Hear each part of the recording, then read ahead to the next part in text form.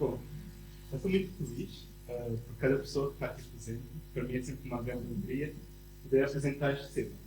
E como já foi dito, eu nasci em Angola, com 13 anos viemos para Portugal, primeiro vivemos na Caleia, e depois fomos para o Barreiro. Com 14 anos eu fui para a Suíça, já estou lá há 2 anos. Então o português já não é como antigamente. Então se faltar uma palavra, possamos expressar de uma maneira que normalmente não se expressam. Então peço desde já desculpa.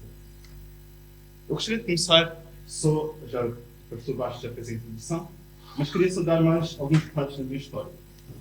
Eu cresci na igreja, meus pais são adventistas, e eu cresci realmente num lar muito bom, naquela rota que ali as minhas irmãs, tenho 4 irmãs, sou o único rapaz, e desde sempre, para ser sincero, desde criança eu amei a fé, eu amava Jesus de todo o coração. E para mim a fé era sempre algo muito bonito. O meu pai no Barreiro tínhamos sempre muito jovens, eu amava os acampamentos, as conversas, o Gama também gostei bastante, tive alguma vez, acho que em 2013. E para mim era assim, eu estava na igreja e via lá a igreja encartada para a Santa Ceia e eu amava tudo. Só que uma vez, quando tinha 12 ou 13 anos de idade, eu estava a sair da escola e um colega veio ter comigo e ele perguntou: Carlos, já viste aqueles vídeos? Eu perguntei: quais vídeos? E ele disse: sabes o que é pornografia? Eu não sabia, eu era inocente. E ele mostrou-me. E desde ali começou uma viagem de 8 longos anos. Até que mais tarde, o pastor, em 2021, apresentou o tema. E eu estava num desespero tão grande, eu vou explicar ao longo da apresentação porquê, que eu aceitei a ajuda do pastor e ajudou-me bastante. Hoje não vai ser um pouco a minha experiência. Quem quiser depois pode entrar em contato comigo, eu posso contar com mais detalhes. Mas hoje um pouco vai ser o que é que eu aprendi desse todo o tempo, também no meu processo e conversar com outras pessoas que eu também ajudei, quais são os pontos mais importantes que podem nos ajudar. Eu também quero lembrar uma coisa. Nós vamos falar de pornografia, mas não só de pornografia, mas também de modalidade sexual. E por que é que eu faço essa diferença? Porque tem muita gente que diz: ok, mas eu não vejo vídeos pornográficos, eu não tenho problema com pornografia.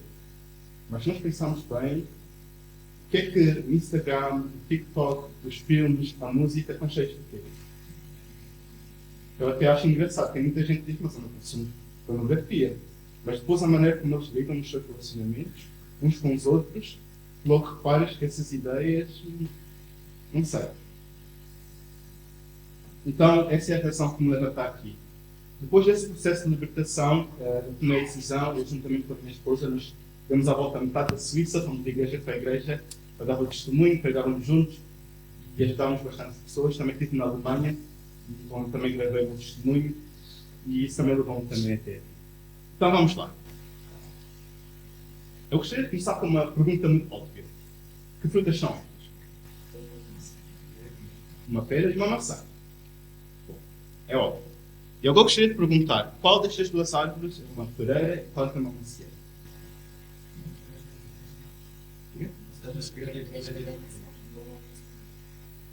Primeiro a macieira e a segunda da direita para estudar os frutos. Ok. Está sabendo bem. Mas não faz mal. E qual das duas é que é a raiz da macieira e qual é a raiz da pereira?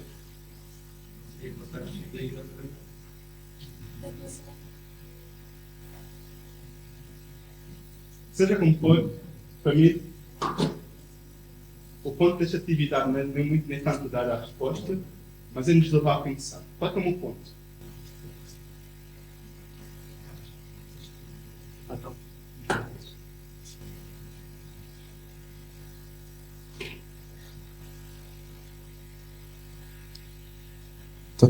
Ok, boa.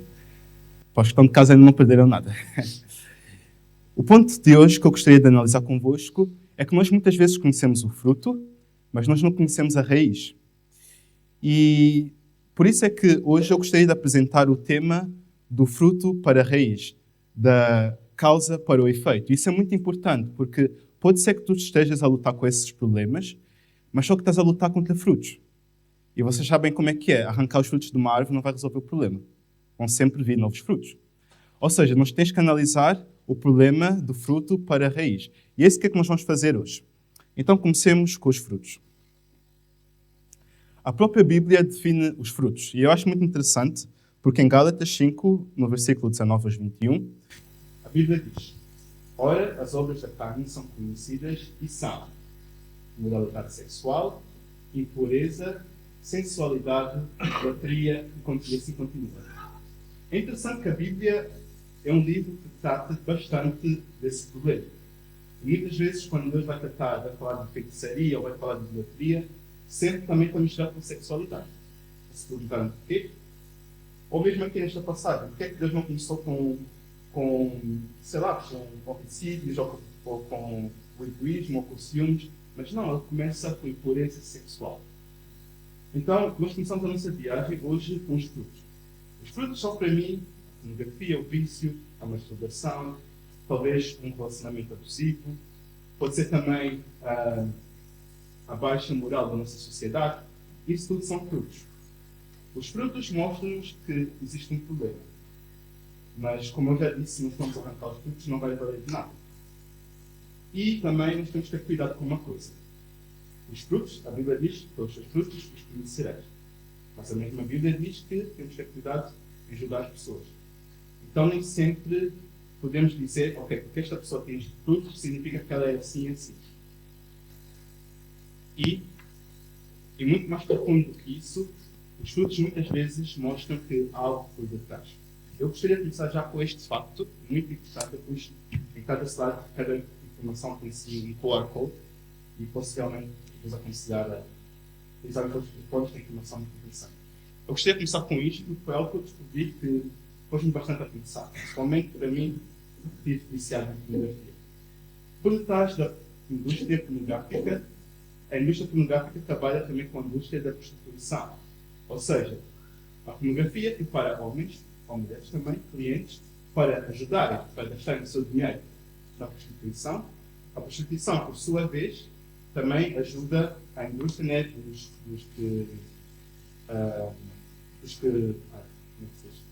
dos traficantes de drogas e também do tráfico humano.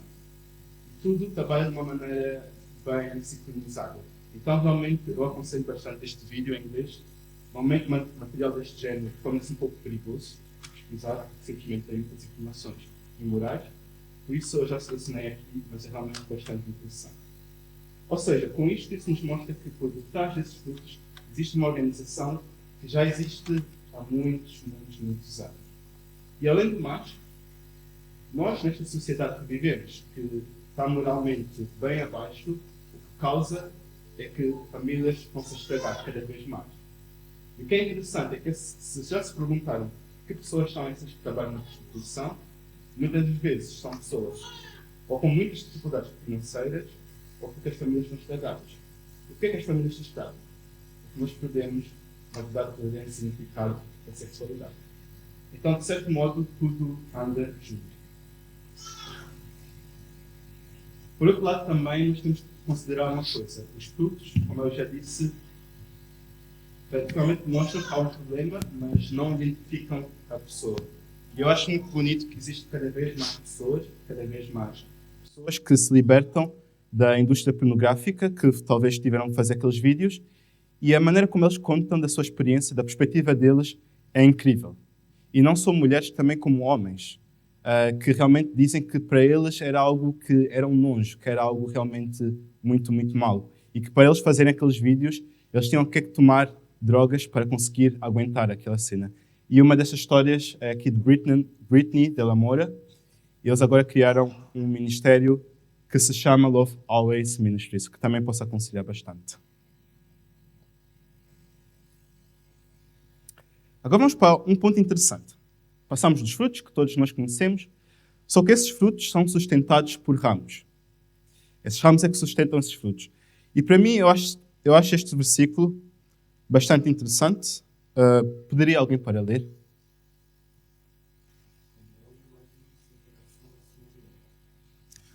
Como o homem imagina no seu coração, assim ele é. Para mim, os ramos são mentiras. E eu gostaria de começar falando para os homens. Gostaria de começar com uma mentira bem alastrada nos nossos dias, que é bastante comum. Primeiro ponto. Homem só pensa em sexo. E por que eu quis trazer esse ponto? Eu acho muito interessante que eu vim aqui na sexta-feira ao GAM E eu reparei que cada tema que nós tivemos tem tudo a ver com esta apresentação. Porque tem muito a ver com a identidade. O ponto é que Satanás ganha bastante vantagem porque nós nos identificamos com estas coisas. E à medida que tu identificas com estas coisas, tu vais achar que é normal. E essas coisas não são normais. Homens só pensam em sexo. Eu gostaria de mostrar aqui alguns fatos. Um estudo feito na América, nos Estados Unidos, mostra que, foi feito entre adolescentes americanos, mostrou que a idade média do primeiro contacto com a pornografia é de 12 anos. E eu, quando vi esse estudo, eu achei muito interessante, porque isso realmente é compatível com a minha vida. Porque o meu primeiro contacto foi entre os 12 e os 13 anos. E qual é que é o problema disso? Normalmente, quando tens o primeiro contacto, é algo assim novo, é algo fascinante, porque és tão jovem, para ti é tudo novo. Sobre sexo ninguém fala, algo completamente novo. Talvez estavas assim, algo que gostarias de ter uma namorada, e agora, de repente, tens várias opções. Apesar disso, ainda assim, tu ficas assim meio que chocado, ok, é algo novo, mas eu sinto assim uma certa vergonha, eu não me sinto muito à vontade. Mas normalmente nunca para ali. Normalmente vai sempre para um próximo passo. E o primeiro consumo leva a outro consumo, que leva a outro consumo. Na verdade, isso tem muito a ver também com o que acontece no cérebro. O cérebro liberta dopamina e tudo isso reforça o comportamento. Com o tempo, aquilo que só foi um primeiro contacto reforça o comportamento e passa para ser um hábito. E nós também temos que levar em conta que o nosso cérebro é como se fosse, digamos assim, quando compras um novo telefone, né? Podes abrir o YouTube, está tudo neutral. E com o tempo, quando pões as coisas, aquilo começa a se adaptar aos teus gostos. E a mesma coisa acontece assim com o nosso cérebro. Ele depois começa a se adaptar e, de repente, passas do primeiro contacto de um hábito para um vício. Podes avançar, obrigado. E, por fim, esse vício, para o que é que leva? Leva para uma disfunção. Principalmente porque aquilo que a pornografia nos leva a fazer não é natural. E, até para mim, o mais triste e o pior é que não somente leva a uma disfunção aqui das nossas funções, como Deus criou, mas também, de certo modo, desensibiliza os nossos órgãos sexuais. Eu achei também algo muito interessante, gostaria que reparassem comigo. Nesta tabela, eu estive a fazer aqui as minhas pesquisas, quem quiser no final pode ver comigo as fontes. Mas é interessante que, se nós comparássemos o consumo da pornografia com comportamento sexual saudável, que seria o normal, com a pornografia, tu no início tens uma liberação excessiva de dopamina. Ou seja, no início é tudo muito fixe, muito bom. Enquanto que num comportamento sexual saudável, tu tens uma liberação moderada. Não assim tão alta como na pornografia. Ou seja, digamos que ao início parece que a pornografia vais a ganhar. A recompensa, estamos a falar assim no cérebro, a recompensa, a sensação, a recompensa também da pornografia com a pornografia é mais rápida e intensa. Enquanto que, do outro lado, a recompensa é duradoura e satisfatória. Mas se nós continuamos a tabela, não vou mencionar todos os pontos, mas quem quiser depois posso dar, nós acabamos por ver que, na verdade, por um lado, apesar do início receberes mais dopamina, ser tudo mais intenso, no final tu acabas numa disfunção. Porque, na verdade, tu acabas num grande vazio. E isso, na verdade, é que leva ao vício, porque o teu corpo, no final, acaba por pedir mais e mais e mais. Enquanto, por outro lado, tu não recebes assim tanto, mas recebes o suficiente. E o teu corpo não fica naquele do vício que queres mais, mas mantém um bom ritmo. E para mim, na verdade, o mais triste é que com a pornografia, e eu falando de pornografia, eu também estou-me a referir a todas as coisas imorais. Acabas por ter uma dificuldade em interações sexuais. E para mim isso é que é o mais triste. Eu tenho a certeza que, eu não digo que são todos, mas eu tenho a certeza que muitas pessoas se divorciam porque as pessoas se casam e têm uma imagem da sexualidade. E chegam e entram no casamento e é uma desilusão. Porque o companheiro ou a companheira não consegue dar aquilo que a pessoa pensava que ia receber. E isso leva a muitos divórcios, porque tu pensas, espera aí, agora que esperei a vida toda e agora estou desiludido. Enquanto que, quando nós conservamos estes bons princípios que Deus nos deu, nós não temos essas expectativas erradas, mas estamos realmente na realidade, que é mais satisfatória. Eu também gostaria de mencionar um ponto que é o mais importante também para mim. Pessoalmente eu gostaria de falar para os homens, mas também para as mulheres. Para mim, para ser sincero, eu gosto de falar de uma maneira muito sincera, muito direta quanto a este assunto. Para mim, a maior dificuldade em deixar a pornografia era que, sabem, Deus nos criou a sua imagem e semelhança, certo? E Deus é amor, como nós sabemos. Deus sendo amor, para Deus a maior alegria é ver a alegria na cara de outra pessoa. A maior alegria de Deus é fazer outros felizes. Então, de certo modo, para nós seres humanos, a nossa maior alegria, na verdade, é poderes partilhar a tua alegria com a alegria de outra pessoa. É poderes ver a outra pessoa também alegre. Existe um exemplo muito básico. Lá na nossa casa, nós 4 irmãos, somos 5 pessoas. Eu sempre me lembro quando eu podia comer a minha comida favorita. Se eu estivesse sozinha, ficava alegre, mas era aquilo que comias.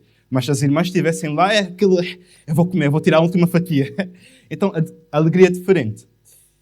Então, reparem bem no seguinte, a pornografia trabalha também com esse princípio. Só que a pornografia é traiçoeira. Porquê?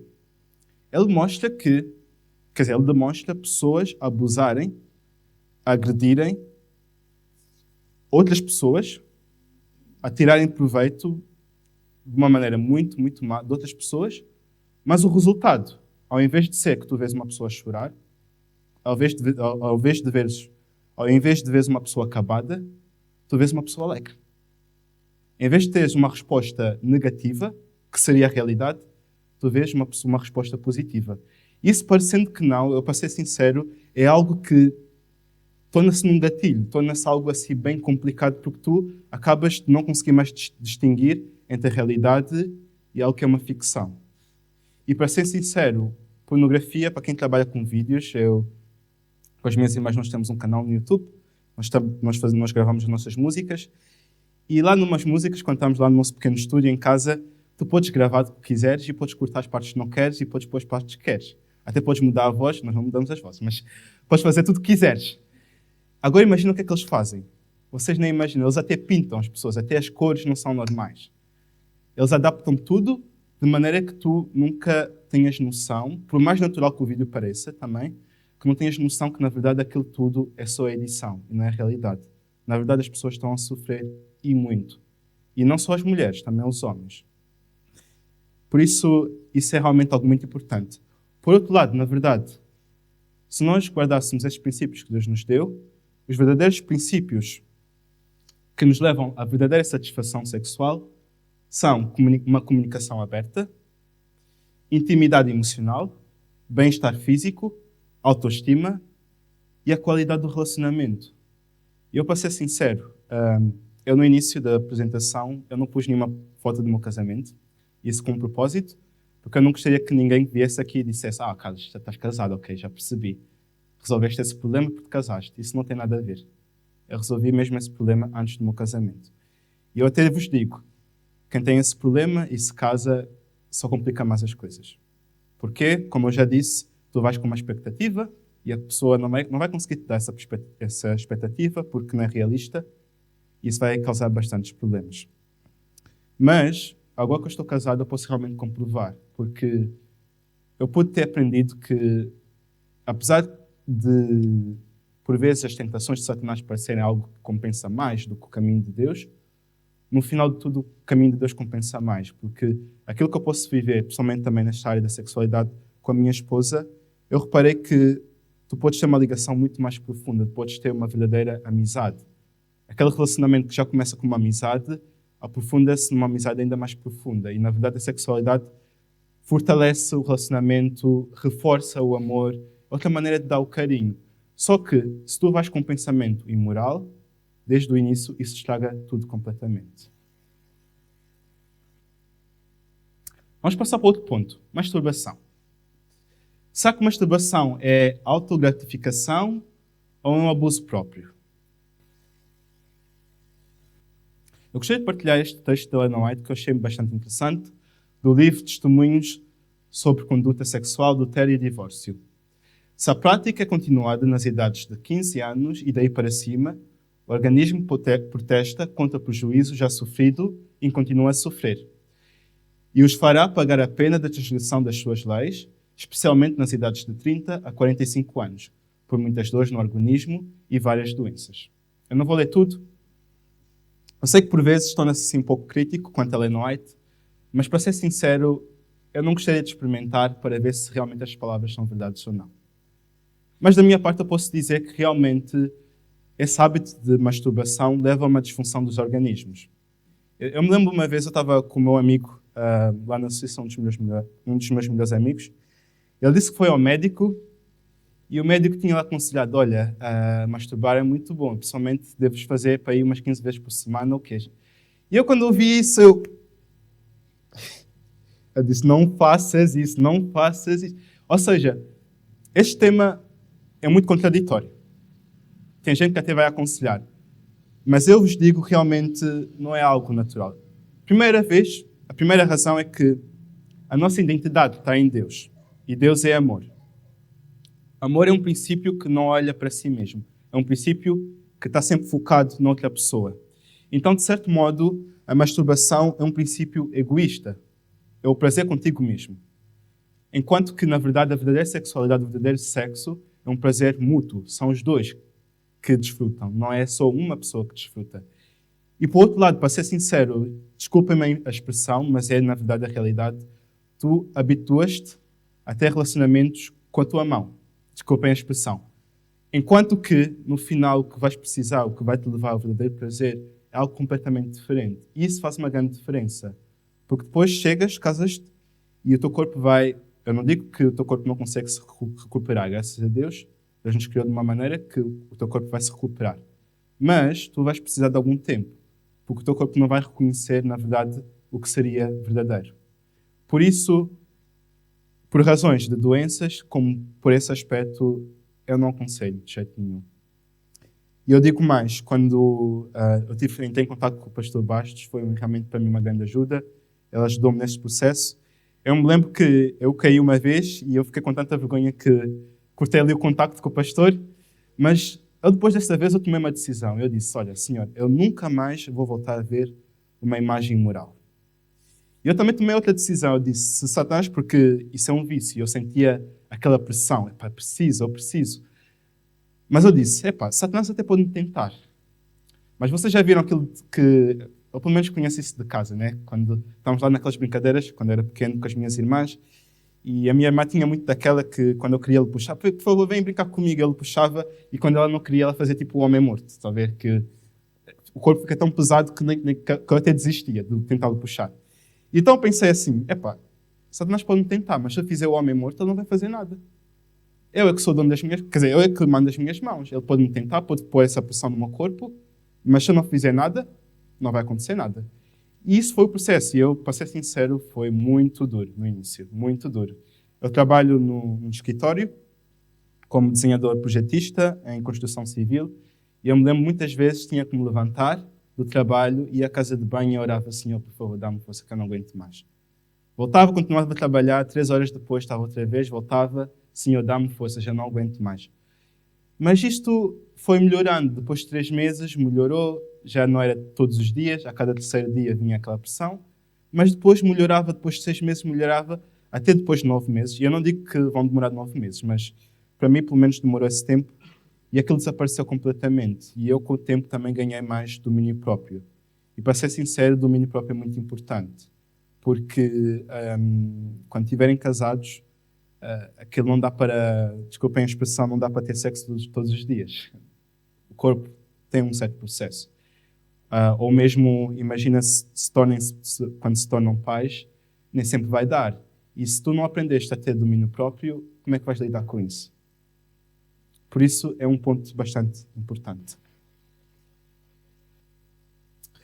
O último ponto não é só para os homens, mas eu pus nisto aqui, é para toda a gente. E eu vejo aqui vários jovens, e tudo que eu estou-vos a dar, por favor, claro, eu quero que nem todas as coisas é assim tão fácil de falar, mas certos princípios levem também para outros jovens. Eu também vejo aqui líderes de jovens, E eu acho que este ponto é um ponto que eu acho que falhamos bastante, brincar com corações. Eu me lembro muito bem que de táxi, eu era sempre aquele tição, bem comportado, toda a gente me chamava de pastor, mas eu lembro de ser pequeno e olhava para os dirigentes, olhava para aqueles mais velhos, talvez não eram dirigentes, mas eram mais velhos do que e eu via a maneira como eles se comportavam. E eu me lembro dos acampamentos muitas vezes, que é a história com o namorado com este, olha, namorava com aquela, e que às vezes, sei lá, encontravam-se num canto e estavam-se a beijar, ou nas tendas, ok? E isso, tipo, parecendo que não, isso deixa uma imagem nos mais novos que vocês não têm ideia. Qual pressão é que isso, na verdade, deixa? Então, gostaria de passar nesse ponto. Eu não vou ler tudo, eu acho que essa parte em vermelho é o suficiente. Brincar com corações não é um crime de pequena magnitude aos olhos de Deus Santo. Eu sei que não é fácil esperar, mas eu creio que Deus não nos criou para ser assim, ok, espera aí, hoje tento com esta, tento com aquela, ok, não funciona não, mas tento com aquela, mas hei de chegar à pessoa certa. Eu não digo que seja errado que tentaste, talvez um relacionamento não deu errado e passas para outra, não estou a julgar. Mas o que eu estou a dizer, porque eu sei que eu também já fui tentado, né? Que é muito ter uma namorada e para que seja qualquer uma. Mas não é assim. Deus nos criou com tanto valor que nunca vai ser a mesma coisa. Um relacionamento não dá para dizer, ok, se eu estou com A ou com a B, vai ser a mesma coisa. Nunca vai ser a mesma coisa, porque cada um de nós é um indivíduo, é uma pessoa única. Então, brincar com corações temos de ter muito cuidado. Qual é a influência que nós exercemos sobre a vida de outras pessoas? E também, quando estamos nos acampamentos, quando estamos em retiros, no trabalho ou na escola, temos de ter muito cuidado como é que lidamos com outras pessoas. Com cada pessoa, não importa a aparência, não importa se a pessoa seja fraca ou não, em todos os sentidos, temos que lidar com as pessoas com o maior respeito possível. Porque cada pessoa vale o preço da morte de Jesus e é um candidato para o céu. E muitas vezes a influência que nós exercemos, principalmente em relacionamentos, pode ser a gota que faltou para uma pessoa se salvar ou se perder para sempre. Eu acho que vendo dessa perspectiva é muito diferente. Gostaria de passar para as mulheres. Eu só tenho aqui 2 pontos, parecem mais, mas só são 2 pontos. Primeiro ponto.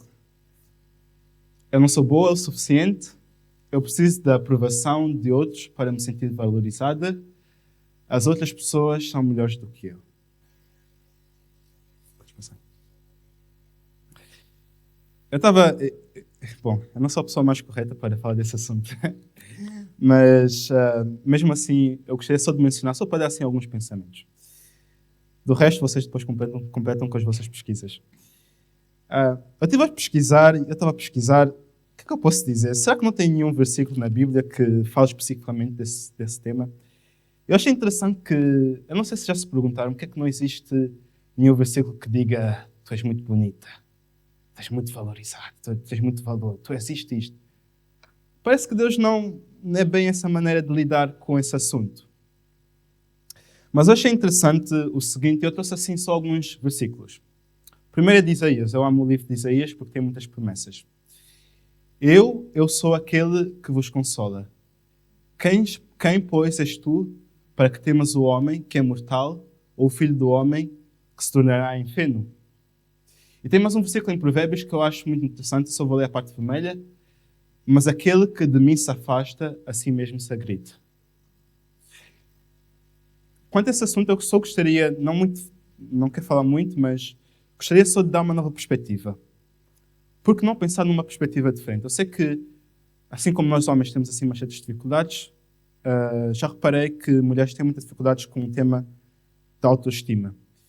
E quanto a isso, eu gostaria realmente de dar um ponto, que por que não mudar a perspectiva? Porque parecendo que não, como eu já disse antes, cada pessoa tem um valor único nas mãos de Deus. Eu já vi muitas pessoas, achei muito interessante, as que têm os caracóis, esticam o cabelo. As que têm o cabelo liso, fazem caracóis.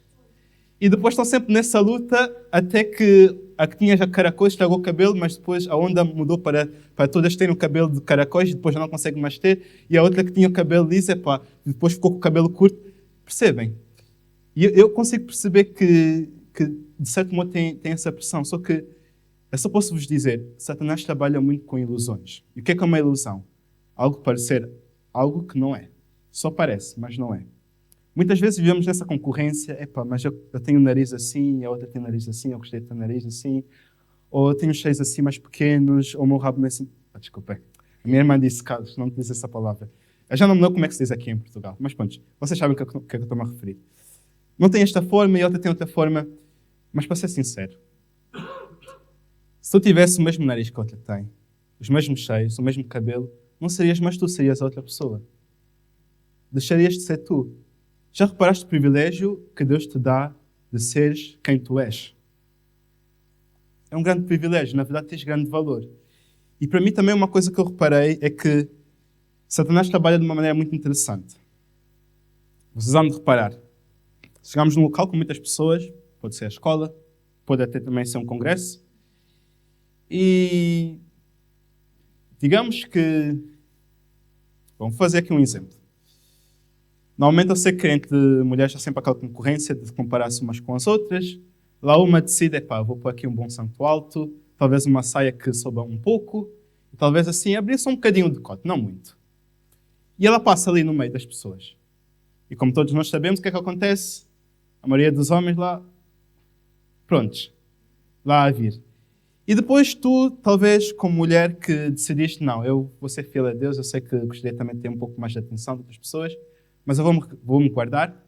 Tu vês aquilo e tu pensas, mas toda a gente dá atenção, todos os rapazes vão lá lhe cumprimentar, tudo o resto, toda a gente dá atenção, e eu aqui que estou a dar o meu melhor, ninguém fala comigo, eu nunca tenho namorado, nenhum candidato, nada. Poças, então, mas isso nunca acontece alguma coisa. Depois ficas sempre naquela concorrência, depois também já tens aqueles pensamentos, mas deve ser do meu nariz, deve ser dos meus olhos, deve ser daquilo. Mas olha, eu vou ser sincero, porque eu já falei com vários jovens e eu acho que esse detalhe é muito importante, principalmente para mulheres saberem. Um homem, muitas vezes, quando dá aquele olhar assim, ou quando dá muita atenção a uma mulher só porque passou de uma maneira assim mais fora da casca, digamos assim, não é porque gosta dela. Não é porque gosta dela. Ok? E isso é muito importante para as mulheres saberem. Não é porque ele tem um verdadeiro interesse. Eu até vou dizer isso, eu vou perguntar se os homens concordam. Muitas das vezes é simplesmente porque, parecendo que não, nós temos sempre uma influência sobre a vida de outras pessoas. Tu exerces sempre uma influência pelo que vestes, pelo que dizes e a forma como tu ages. E quando uma mulher passa dessa maneira, aquilo é como se fosse automático, aquilo desperta ali aquelas paixões baixas, e se o homem naquele momento ainda não aprendeu o domínio próprio, nem está cheio do Espírito Santo, normalmente vai ser atraído, não por uma motivação correta, a olhar para aquela jovem e ele dar atenção. Mas isso que lhe motiva não é um amor verdadeiro. Muitas das vezes, para ser sincero, a única coisa que vem à mente do homem é: esta é uma presa fácil. E eu creio que nenhuma mulher gosta de ser vista como uma presa fácil. Então, de certo modo, se recebes muita atenção das pessoas ou não, não ponhas ali o foco, porque nem sempre... Eu creio que não é nesse tipo de atenção que tu gostarias de receber. Eu acho interessante o versículo que diz em Provérbios: a beleza é enganosa e a formosura é passageira, mas a mulher que teme o Senhor será elogiada. Eu acho interessante porque em Gênesis, quando Deus criou Eva, Deus pôs Adão a dormir. E imaginem só aquela cena, né? Deus criou Eva, depois lá vem Deus com Eva. E Adão, depois do sono, a primeira coisa que vê, e ele diz lá aquela frase: tu és osso dos meus ossos e carne das minhas carnes. Eu quando li aquilo, eu descobri que, na verdade, cada mulher espera por aquele momento na vida. Que aquele homem que diz: tu és aquela moça, tu és. E realmente, eu não julgo, eu não digo que é algo errado. Mas a única coisa que eu quero reforçar é que não sacrifiques a tua honra para ganhar essa atenção. Deixa que Deus te dê essa atenção. Deixa que Deus exalte-te, ok? Não tentes por ti mesmo, porque a Bíblia diz que quem se exaltar será o quê? Humilhado. E muitas vezes perdes, na verdade, o teu valor, cais em mãos erradas, porque, como eu disse, muitas das vezes os homens nem sequer têm boas intenções. O último ponto que eu gostaria de mencionar: muitas das vezes pornografia é associada a homens. Apesar de, hoje em dia, existem mais mulheres, cada vez mais mulheres, que também consomem pornografia. Mas existe uma pornografia antiga que, que já afetou várias mulheres, que são os romances. E romances não só em livros, mas também em filmes e séries. Isso, parecendo que não, é, na verdade, pornografia para mulheres. Porque nós homens somos mais visuais, mas as mulheres mais emocionais. Então Satanás utiliza para homens vídeos e para mulheres histórias. Eu acho interessante aquilo que Ellen White diz. Romances, contos banais e excitantes, e até mesmo os livros chamados de novelas religiosas, obras nas quais o autor incorpora a história, uma lição moral, são uma desgraça para os leitores. Eu acho interessante como ela descreve que, na verdade, não importa se a história tem um sentido, uma história moral ou não, porque muitas vezes Satanás é esperto, inteligente o suficiente para também dar uma história moral, mas nos detalhes é que nós caímos. Aliás, eu até posso dizer, tanto para homens como para mulheres, uma coisa que eu aprendi é que a curiosidade verdadeiramente mata. Muitas das vezes tem muita coisa que nós não temos de ter conhecimento. A árvore que nos levou a esta condição que nós estamos agora chamava-se a árvore do conhecimento do bem e do mal. Conhecimento. Era um conhecimento que nós não tínhamos que ter. Ou seja, eu sei que muitas vezes nós temos a tendência, porque eu também estou a falar da minha vida, de querer saber aquilo que Deus nos proibiu. Queremos sempre saber o proibido. Por que é que eu não posso saber? Mas se Deus proibiu é porque Ele sabe que é desnecessário esses detalhes. Então, não temos que cair nessa rede de Satanás só porque a história tem uma história moral no final, mas entre os detalhes descreve cenas sexuais que nós dizemos, não, mas tem lá uma coisa, só foi uma cena, não, só foi uma parte do filme, nós tapamos os olhos. Isso já estraga tudo. Isso já estraga tudo. Uma imagem moral é suficiente para tornar-te mais fraco para o próximo dia e mais fraco e cada vez mais fraco. Podes passar para a próxima. Eu acho interessante que no lar adventista, falando do mesmo assunto, ela diz que há em tais livros uma fascinação satânica. Eu também gostaria de dizer algo que tudo que eu estou a dizer aqui é realmente pontos que eu vi ao longo da minha vida que me ajudaram e que também ajudaram bastante outras pessoas. São aqueles pontos chaves que, parecendo que não, podem mudar tudo. Eu acho que este ponto é muito importante, porque eu cheguei a um ponto na minha caminhada que eu tentava encontrar uma razão para tudo. Eu disse, aprendi aqui com o pastor Basto, com a doutora Cristina, isto aqui do cérebro, fui fazer as minhas pesquisas, um versículo aqui, um texto da Ellen White. Só que eu pesquisava e eu pensei que o que ia me converter, o que ia me levar a abandonar o pecado, era a informação. Mas desde já eu quero vos dizer, não é informação, por mais informação que eu vou vos dar, isso não vai mudar a vossa vida. Nesta apresentação, o melhor está para o final. A apresentação ajuda-te a levar ao objetivo, mas não é isso que vai te mudar a tua vida. Nem tudo nós vamos conseguir explicar. Tem certas coisas que vão para além do nosso conhecimento.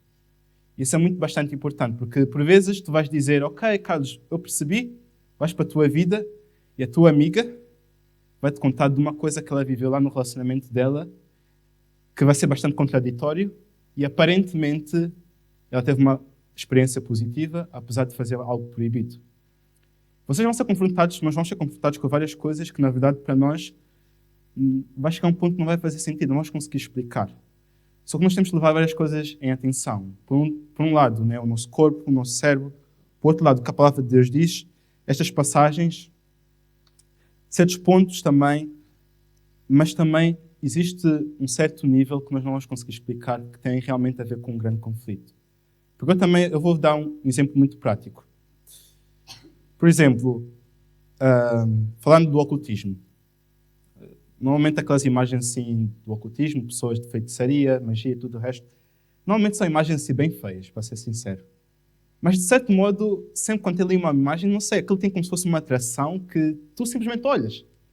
Apesar de ser algo bem horrível. E sentes de certo modo assim atraído. E eu acho isso interessante, porque, na verdade, apesar de ser algo horrível, tu ainda assim sentes de certo modo estranho, atraído a olhar.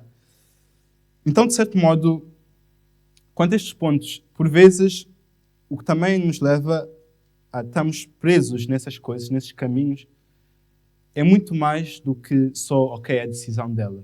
Existe um grande conflito por detrás. Eu não sei se vocês já se perguntaram, existem vários casos, e muitos casos, eu também já conheci casos pessoalmente, de pessoas que, olha, tiveram um pai horrível, mas depois, agora que estão livres para escolher um marido, com quem calham? O marido também é abusivo. E como é que vais explicar isso? Não dá para explicar. Muitas vezes não dá para explicar. Mas eu gostei realmente de mencionar isso porque também houve lá um filme, ou livro, ou série, publicado lá, aquele, como é que diz, qualquer coisa assim, 50 tons de cinzas, qualquer coisa assim. Não sei, quem sabe, quem lê entenda. Sim, qualquer coisa assim, quem lê entenda. Que realmente foi um livro com muito sucesso, mas que quem realmente conhece a história, aquilo é algo horrível, principalmente na perspectiva para uma mulher. Mas é interessante que esse livro teve bastante sucesso entre mulheres. E como é que vais explicar um livro ou um filme que demonstra cenas tão cruéis, tão abusivas, tão más contra mulheres e ainda assim tem tanto sucesso entre mulheres? Podes passar. Eu acho interessante este versículo que eu encontrei em Oseias.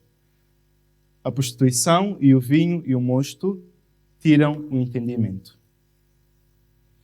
Quando nós nos envolvemos com essas imagens, até pode ser só imagens, não estamos a falar aqui de masturbação, até pode ser só mesmo com uma imagem, parecendo que não, tu entras numa condição espiritual como se fosse um bêbado quando bebe. Talvez só um copo. Muitos homens dizem, não, só um copo. Estou de controle. Mas parecendo que não, mesmo só um copo, já altera tudo aqui. É por isso que é muito perigoso esses livros, essas imagens. Só mesmo uma imagem imoral já altera tudo aqui. E a Bíblia nos diz que isso tira o entendimento. Tu deixas de não conseguir mais distinguir entre o real e aquilo que na verdade não é bom. Tu deixas de discernir entre o bem e o mal. E até o pior disso é que, quanto ao ímpio, as suas próprias iniquidades o prenderão e pelas cordas do seu pecado será detido. Isso te prende. Isso te prende ao teu próprio pecado. E, na verdade, o maior perigo é que, se nós continuarmos nesse estilo de vida, nós vamos nos prender a nós mesmos tanto, mas tanto no pecado, que chega ao ponto que Deus quer nos ajudar e nos libertar, mas nós não vamos reconhecer mais ajuda. E vamos rejeitá-lo. Mas, eu não quero só dar a parte negativa, quero dar a parte positiva também. Eu acho este salmo muito bonito. Na sua aflição clamaram ao Senhor e Ele os salvou da tribulação em que se encontravam. Ele os tirou das trevas e da sombra mortal e quebrou as correntes que os prendiam. Pela graça de Deus, nós sempre podemos clamar a Deus e Ele vai nos ajudar. Eu gostaria também de dar mais um ponto que também ajuda bastante e tirado do livro Mente, Caráter e Personalidade.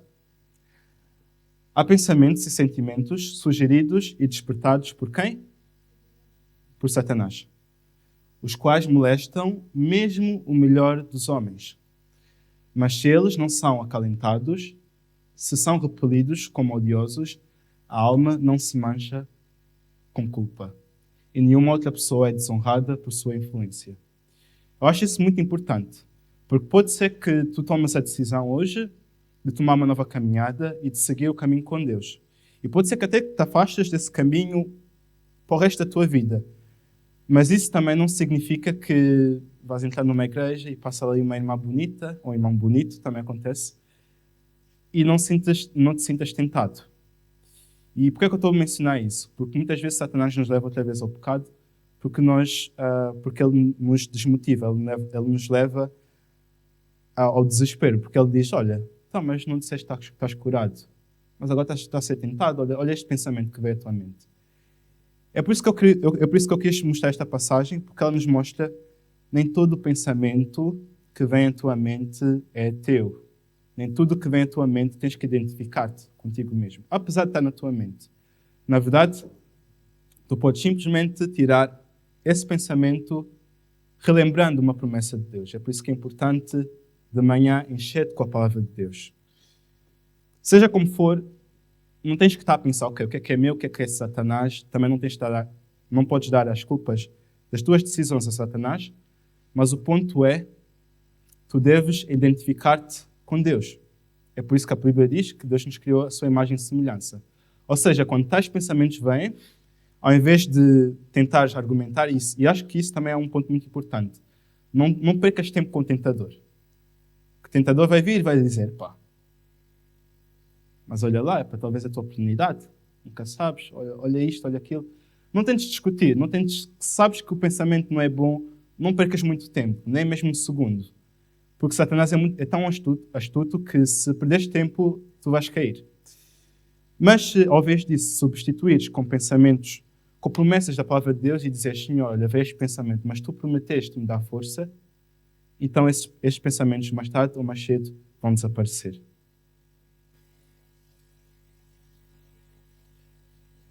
Bom, vamos passar para o tronco. O tronco, para mim, é o egoísmo. Pois onde há inveja e egoísmo, há também confusão e todo tipo de coisas más. Quanto a este ponto, eu gostaria só de mencionar algumas práticas.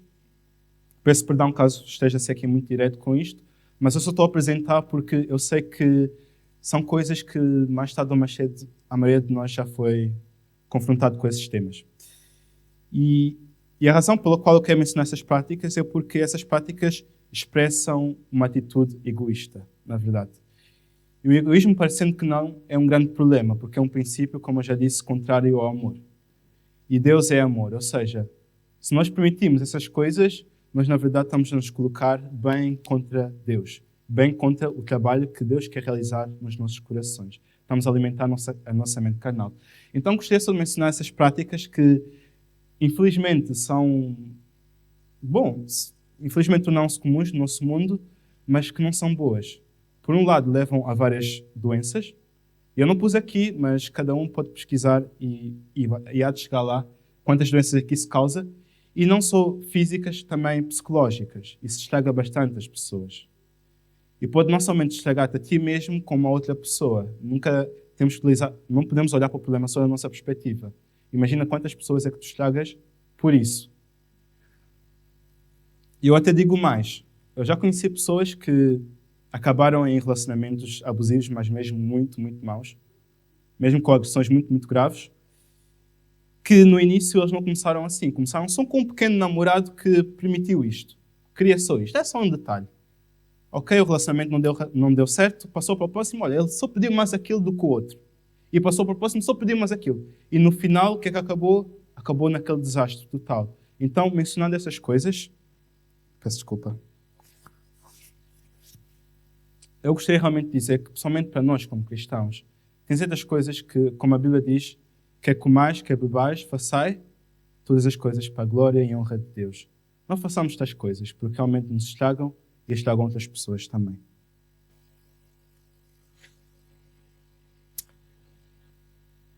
A Bíblia diz que o amor não busca os seus próprios interesses. Pode-se avançar. Eu gostaria também de mencionar este ponto, somente um ponto que eu reparei muito nas mulheres. Muitas vezes sofrem uma certa pressão. Tens um namorado, o relacionamento está a correr bem, e chega um ponto que ele pode dizer, pá, olha, não quero esperar mais. Pá, eu por acaso nem sei como é que isso acontece, mas já estou a tentar ilustrar aqui um pouco, ok? Mas seja como for, há de certo modo assim, faz uma certa pressão, e tu às vezes querias esperar, mas ele faz uma pressão. E depois muitas vezes vem com o argumento, epá, mas eu pensei que tu me amavas. E depois tu ficas naquela, epá, mas eu quero ser uma boa namorada, mas eu também quero mostrar o meu amor, então, e tu cedes. Mas eu acho muito interessante isto. Não é um amor puro o que leva um homem a tornar a sua esposa instrumento para servir a sua sensualidade. É a paixão sensual que clama por satisfação. Eu vou ser sincero, um homem que verdadeiramente ama, uma mulher que verdadeiramente ama, consegue esperar a todo custo. Pode doer, pode ter dificuldades, tentações, mas consegue esperar. Esse argumento, então, mas não me amas, isso não é amor. E não só, eu falo tanto no contexto do namoro, do noivado, mas também mesmo dentro do casamento. Podem estar casados, mas como eu já mostrei outras práticas, o marido pode vir, mas já casamos, podemos fazer tudo. Não é o amor que motiva isso. Não é o amor. E tem mais uma consequência. Até podemos dizer, ok, mas e qual é o problema?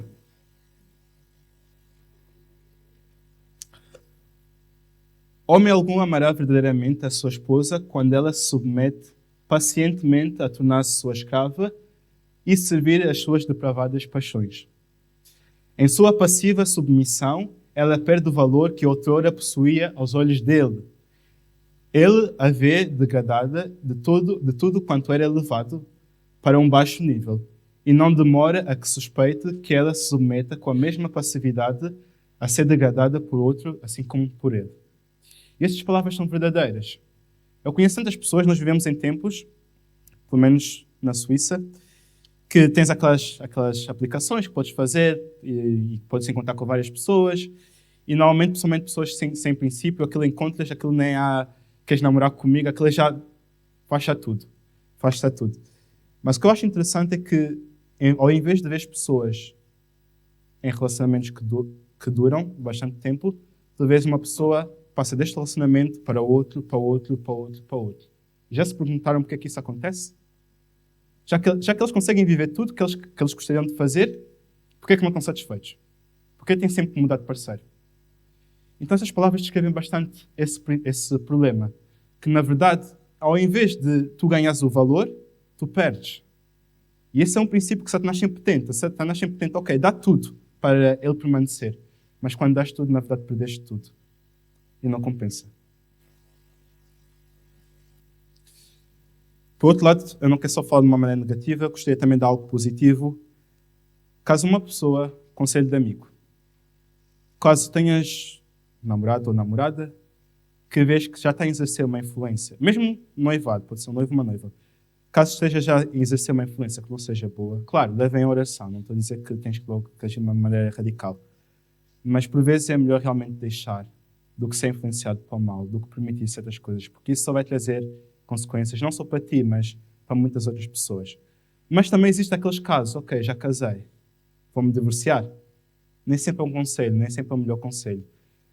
Por um lado, realmente ajuda, compensa bastante buscar ajuda profissional, seja de um pastor, seja de uma pessoa, um conselheiro, uma pessoa profissional.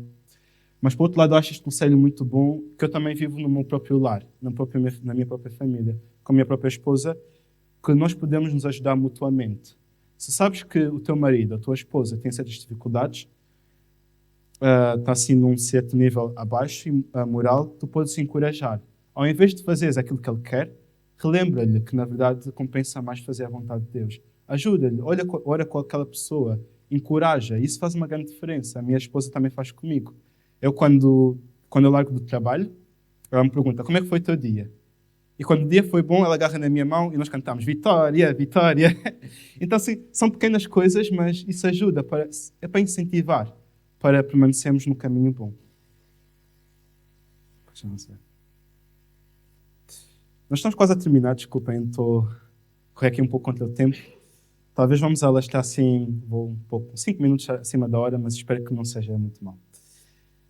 Reis. Eu sei que parece um pouco contraditório, mas eu vou explicar porquê. Existem vários versículos na Bíblia onde Deus define o pecado, mas este é um destes. Quando Ele vier, o Espírito Santo, convencerá o mundo do pecado, da justiça e do juízo. Do pecado, porque não creem em mim. E essa é a raiz do problema. E porquê é que eu defino isso como a raiz do problema? Se nós lemos bem na palavra, o primeiro passo que Satanás teve que tomar para levar Eva a cair foi levar-lhe a duvidar da palavra de Deus. Ao ele levar Eva a duvidar da palavra de Deus, ele cortou essa ligação entre Eva e Deus. E uma Eva sem essa ligação com Deus não é nada. É uma presa muito fácil para Satanás.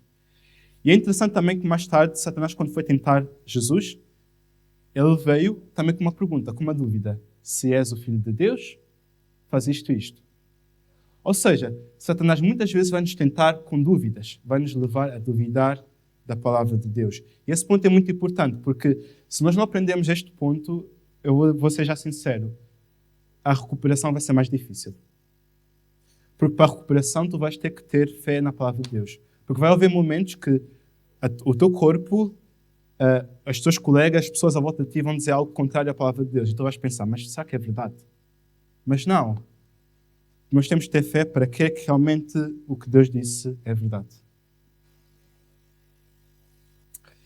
E não só, o pecado em si é sempre um grande perigo. Satanás sempre tenta nos levar a dar a impressão que podes pecar, podes fazer algo assim bem pequeno e não vai ter consequências. Mas seja pequeno, seja grande, sempre vai ter consequências muito graves. Porque nos separa de Deus. Tal como Jesus disse, aquele que comigo não está contra mim. Bom, chegamos ao final. Eu gostaria de terminar, para mim, com o pensamento mais importante que eu gostaria realmente que vocês tivessem. A candeia do corpo são os olhos, de sorte que, se os teus olhos forem bons, todo o corpo terá luz. Se, porém, os teus olhos forem maus, o teu corpo será tenebroso. Se, portanto, a luz que em ti há são trevas, quão grandes são tais trevas. A palavra de Deus diz que tudo depende dos olhos.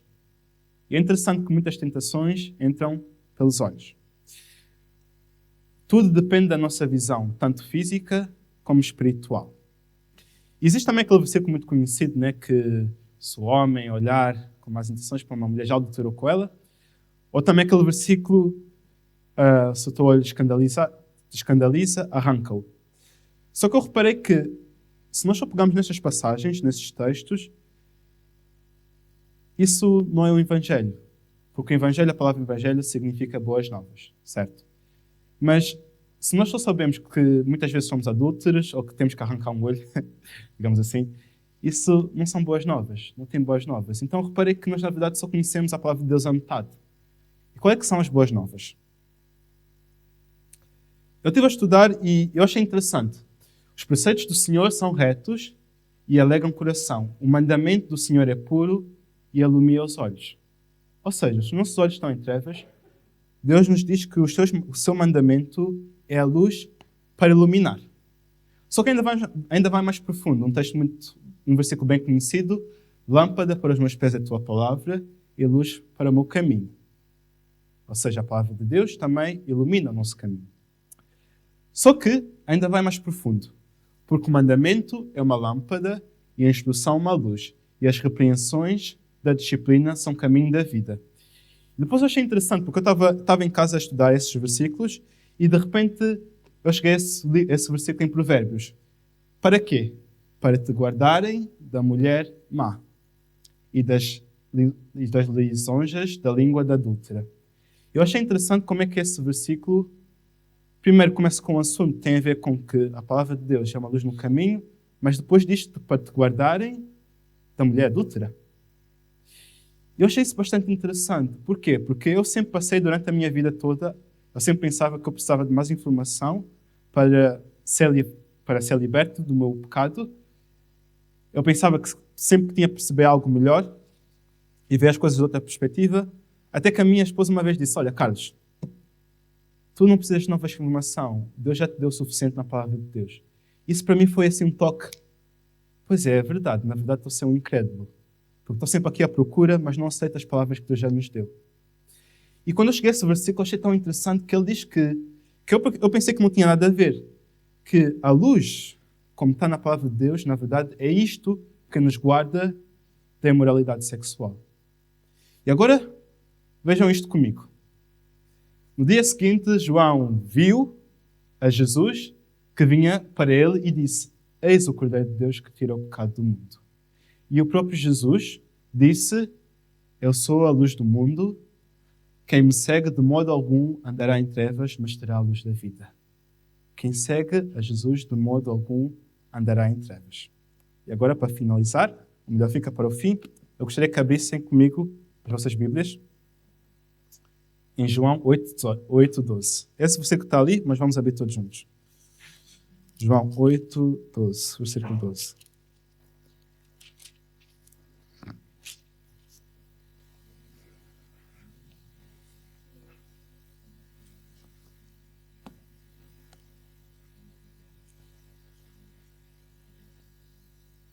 Bom, João 8, versículo 12, né? Como eu já li antes, eu sou a luz do mundo, quem me segue não andará em trevas, mas terá a luz do mundo, da vida. Agora reparem, lembram-se daquele versículo em Provérbios que nós lemos?